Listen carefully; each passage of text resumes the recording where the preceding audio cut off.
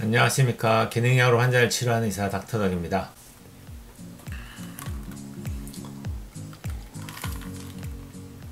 날씨가 많이 따뜻해졌는데요. 디카페인 커피로 오늘 아이스커피 내리면서 강의 시작할까 합니다. 지난 시간에 이어서 오늘은 왜 소장내 세균의 과증식이라는 질병이 생길 수 있는지 그 원인에 대해서 제가 설명을 드리고 그걸 해결하기 위한 어떤 방법이 있는지 그게 치료법하고 같이 연관이 되겠죠. 원인을 알면 그 원인을 해결하는 게 치료가 될 거니까요. 그래서 오늘 강의를 좀 시작할까 하는데 요거에 앞서서 진단을 먼저 좀 해볼까 싶어요.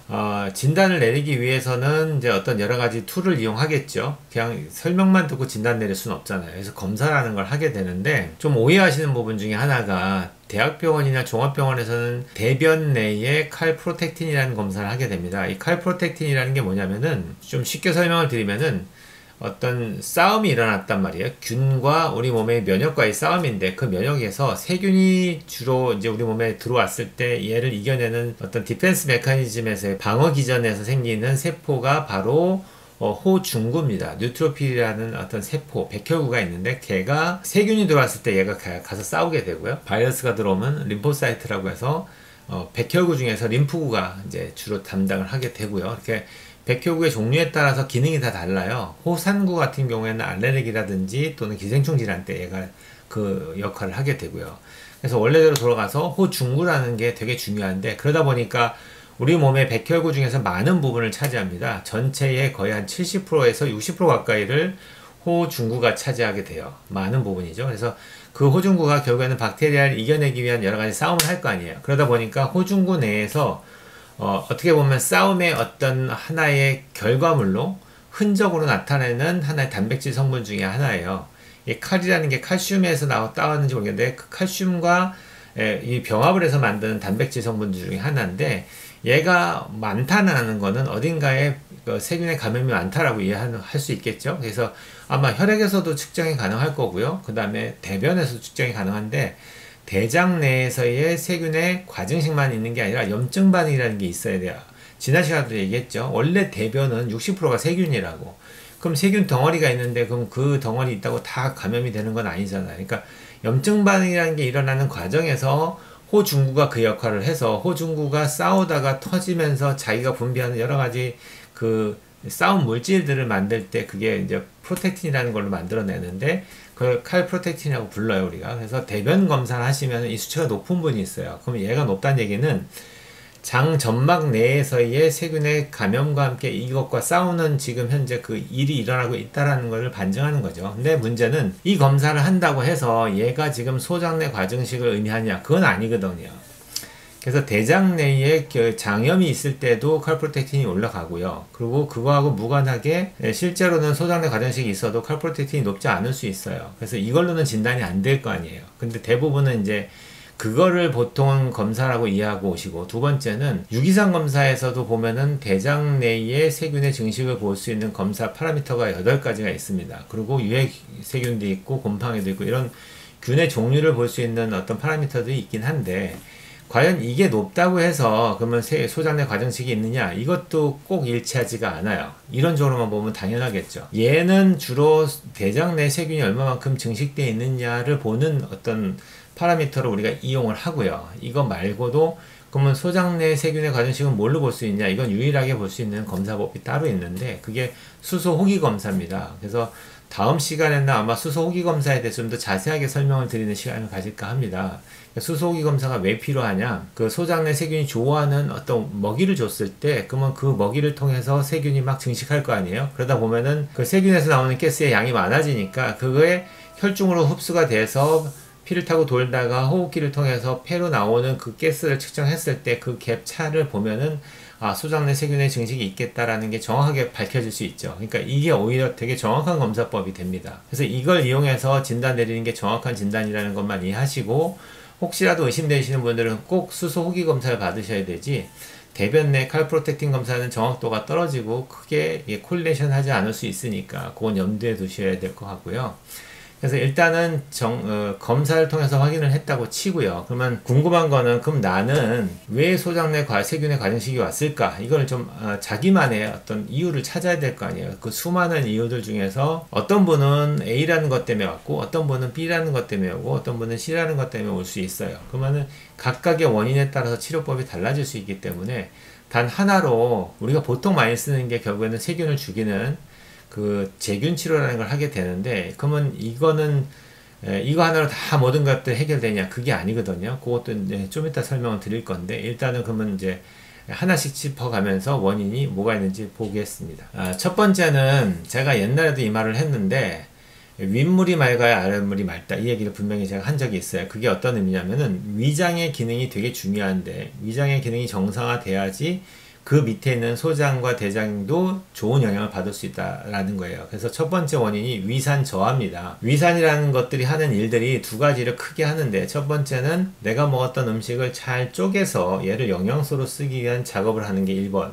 두 번째는 내가 먹었던 음식 속에 들어있는 세균들도 사멸하는 기능도 분명하게 있어요. 위산이 워낙 강산이다 보니까 이 두 가지 일을 열심히 잘해서 소장으로 넘겨주게 되면은 소장 내에서는 세균보다는 유익균이라든지 이런 것들에 의해서, 또는 이제 흡수가, 일단은 영양소 흡수를 다 시켜야 되겠죠. 그래서 잘 흡수를 시키고 나머지 찌꺼기들을 대변으로 보내서 대장 내에서의 대변으로 변화되는 과정을 거치겠죠. 제대로 분해가 되지 않는 그런 큰 건더기 같은 물질들이 소장으로 넘어가게 되면은 그것들을 이용해서 발효되는 과정에서 세균의 증식이라는 게 일어날 수 있습니다. 그래서 이런 환자들 같은 경우에는 치료가 소장보다는 위장이 먼저죠. 그래서 위장을 치료해서 산을 잘 만들고 위장 기능이 좋게 만들어 주는 게 어떻게 보면 15 치료의 첫 번째 단추가 되는 겁니다. 두 번째는 담즙인데요. 어떤 분들은 가끔씩 담낭을 떼고 수술하셨습니다 하고 오시는 분들이 있어요. 이런 분들도 당연히 담낭이 정상적인 기능을 하는 사람에 비해서는 15가 올 확률이 되게 높아집니다. 그 이유가,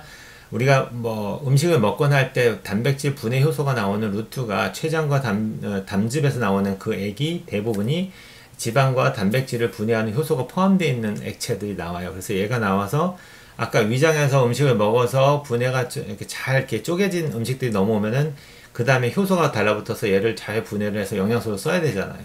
그러니까 이 작업이 일어나야 되는데, 담즙 같은 경우에도 항박테리아 효과가 있고요. 첫 번째가. 그 다음에 내가 먹었던 음식을 잘 분해해서 부패하지 않고 영양소로 흡수될 수 있게끔 도와주는 역할을 하니까 당연히 담낭 기능이 떨어지는 환자들도 15가 올 확률이 높겠죠. 그 다음 세 번째 원인이 뭐 만병의 원인이라고 하는 스트레스라고 보시면 되는데, 스트레스가 그럼 어떤 영향을 주냐? 결국에는 어떤 음식을 먹어서 얘가 일단 패시지하는 시간만 한번 예를 들게요. 예를 들어서 어떤 음식을 먹으면은 걔가 소장을 통과해서 대장까지 넘어가는 시간이 한 2시간이라고 치면은 이게 적당하게 잘 이루어지면 좋은데, 스트레스 많이 받고 교감이 올라가게 되면 이게 오랫동안 소장 내에 머물러 있으면서 부패할 확률이 훨씬 더 높아지겠죠. 장 운동에도 영향을 받을 거고요. 그래서 그게 결국에는 15가 생길 수 있는 원인 중에 하나다. 그게 결국에는 스트레스를 줄여주고, 제가 지난번에 가르쳐드린 부교감 신경을 항진시켜주는 운동을 열심히 하시는 게 장 운동을 활발하게 촉진시켜 주겠죠. 그런 의미로 이해하시면 되겠습니다. 그 자율신경의 기능과 함께 또 맞물리는 게 호르몬 쪽에 관련된 건데요. 그게 뭐냐면은 갑상선 기능이 떨어진 갑상선 기능 저하증 환자들한테 제일 흔한 원인 중에 또 포함되는 게 그게 바로 변비거든요. 컨스티페이션. 변비가 생기는 이유 중에 하나도 장 운동 자체가 느려지기 때문에 생기는 거예요. 오랫동안 장에 머물러 있으면서 수분이 다 흡수되니까 딱딱한 변을 보게 되겠죠. 그러니까 천천히 움직이면서 생기는 여러 가지 이제 핸디캡들이 생기는데, 그 중에서 하나가 변비일 수도 있고 소장 내 세균의 과정식이라는 병이 생길 수도 있습니다. 그 외에도 흔하게 위장이 안 좋아서 가시면은 병원에서 주는 약 중에서 프로톤 펌프 이니비터라고 해서 PPI 제제라는 걸 주는데, 이거는 그냥 쉽게 설명하면은 제산제에 해당이 돼요. 산후 분비를 억제해 주는 약인데, 이 약조차도 장이 운동하는 것들을 소장 내에서 패시지하는 시간을 길게 만들기 때문에 그것 때문에도 15가 올 수 있습니다. 그 다음에 흔히들 항생제를 좀 많이 이제 쓸 수 있잖아요. 감기가 와도 항생제 쓰고, 뭐 목이 아프거나 여러 가지 것들 때문에도 항생제를 쓰게 되는데, 항생제를 썼을 때의 문제점이라는 거는 실제 우리가 감염된 곳을 치료하는 의미에서는 의미가 있지만, 얘가 장을 통해서 지나가는 과정에서 장 내에 정상적인 균들도 많이 죽이기 때문에, 그로 인해서 정상적인 균의 감소와 함께 유해균의 증식의 환경을 만들어줄 수 있다, 이런 의미에서 항생제 먹으시는 분들 중에서 항상 변화가 생겨요 이렇게 얘기하는 분들을 흔하게 보죠. 그게 다 요거 갖고 관련이 있다고 보시면 됩니다. 예, 그 다음에 마지막으로 장관 내의 기본적인 면역 시스템이 잘 돌아가고 건강하게 유지되는 사람과 면역 시스템이 떨어지는 사람도 역시 시보라는 병이 잘 생길 수 있어요. 세균이 어떻게 보면 면역과 되게 밀접한 관련을 할 수밖에 없잖아요.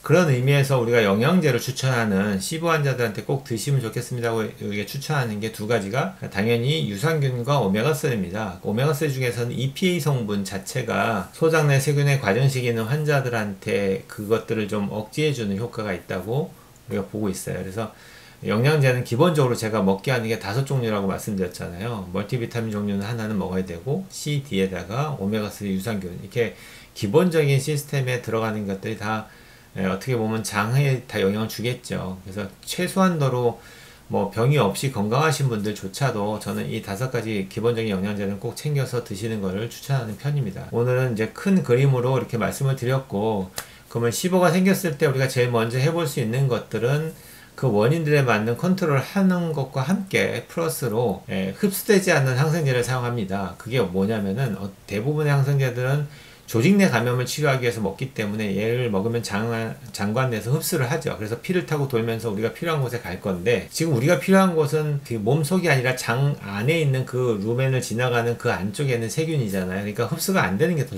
좋죠. 그래서 흡수가 안 되는 항생제를 쓰게 되는데, 그걸 먹게 되면 거의 98% 가까이는 장내에 머물러서 지나가면서 대변으로 빠져나가고요. 흡수되는 건 해봤자 2%가 안 되니까 되게 소량이죠.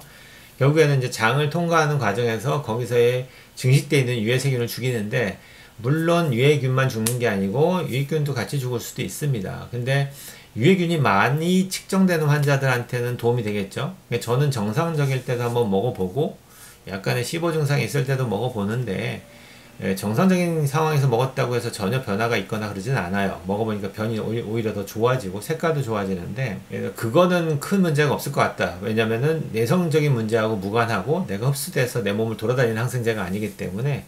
그래서 먹어볼 수는 있지만 그래도 정확한 검사를 통해서 여러분이 드시는 거를 저는 추천할 것 같고요. 그것도 있고, 여러 가지 검사를 통해서 장관 내에 세균만 있는 게 아니고 곰팡이나 이스트가 있을 때는 또 그걸 죽이는 약이 따로 있거든요. 그래서 검사를 정확하게 해야지 어떤 약을 어떻게 써서 조합을 할지가 나오겠죠. 근데 이 치료의 단점이라면은 세균을 다 죽이는 게 아니고 그 전체적인 어떤 그 카운트를 줄인다고 보시면 되거든요. 예를 들어서 뭐 100개 있던 세균을 항생제를 먹어서 얘를 한 20-30개로 낮췄다. 그건 가능하죠. 근데 이렇게 해도 내가 식단 관리를 잘 못하고 그 원인 되는 것들이 컨트롤이 안 되다 보면 또다시 시간 지나면서 얘가 증식할 거 아니에요. 많은 논문들이 이런 시보를 치료하는 논문들이 보면은 한 달 정도는 이 항생제를 써서 균을 죽이지만, 그렇게 해서 유지하다 보면 또다시 증식되는 경우가 흔하다 보니까 한두 달 후에 또다시 2차 재균을 하는 경우가 대부분입니다. 모든 논문들이. 그래서 심지어는 어떤 경우는 4주만 먹는 게 아니고 달아서 8주 가까이, 2달 가까이를 먹는 경우도 있는데, 저는 주로 선택하는 방법은 그거보다는 첫 4주를 먹고 테스트를 해서 검사상에서 효과가 있다고 판정이 되면은 중단하지만 2-3개월 후에 재검사했을 때 또다시 증식소균이 보이면 2차 재균을 할 수 있고요. 그렇지 않은 경우도 저는 많이 보다 보니까 관리를 잘하면 안 생길 거 아니에요. 그러면 그런 경우는 그냥 유지하는 쪽으로 가게 되죠. 그렇게 일단 오늘은 원인과 치료를 어떻게 하는지 그거에 대해서 말씀을 드렸습니다. 그 다음에 이제 잘못 알고 있는 시보에 대해서 잘못 알고 있는 이제 문제에 대해서 하나씩 비교하는 게 있어서 재밌어서 요거 하나 설명드리고 마칠까 합니다. 첫 번째는 스툴 테스트, 즉 대변 테스트로 시보를 진단할 수 있다라고 얘기하는 게, 그게 바로 이제 잘못된 편견이라는 거죠. 불가능하다는 얘기고, 시보는 정확한 테스트 방법이 따로 있다. 그래서 유레아 브레스트 테스트라는 게 따로 있기 때문에 그거를 꼭 하셔야지만 시보를 진단할 수 있습니다. 두 번째는 모든 심텀의 원인이 시보다라고 얘기하는 경우도 다 틀린 얘기라고 보는 거예요. 아까 그거는 첫날 제가 말씀드렸죠. 모든 기능학적인 어떤 어프로치를 할 때 증상을 갖고서 그 병을 진단하기에 들어가는 거는 무조건 많은 실수를 경험하게 되실 거예요. 그렇게 하시면 안 되고요. 정확하게 언더라이한 컨디션과 어떤 디스펑션이 있을 때 그것에 맞춰서 정확한 진단을 통해서 그 원인을 찾는 게 맞습니다. 그 다음에 세 번째 편견 중에 하나가 다이어트 리스트릭션이라 해서 이제 음식을 제한하는 것만으로도 우리가 세균을 굶기거나 죽일 수 있다? 이것도 잘못된 편견에 해당이 된다고 여기는 얘기하고 있죠. 음식의 제한을 우리가 시키기도 하지만 그것 가지고서 세균을 굶기게 만들거나 죽일 수 있다? 그거는 불가능하다고 보시면 되고, 그 다음에 제가 말씀드렸죠. 이제 치료제로 나온 것 중에서 흡수되지 않는 항생제를 쓴다고. 그러니까 그 항생제의 사용이 시보를 완전히 치료할 수 있다라고 충분하다고 보지는 않아요. 그거는 이제 하나의 치료의 완성을 높이기 위해서 사용하는 하나의 도구일 뿐이지, 그거는 절대적으로 다 모든 걸 컨트롤할 수가 없습니다. 그래서 언더라잉한 원인을 찾으셔야 돼요. 이 환자가 만약에 위장 쪽 때문에 생기는 시보다 그러면 위장을 열심히 치료해서 위장이 건강해져야지 얘가 해결돼 있을 거 아니에요.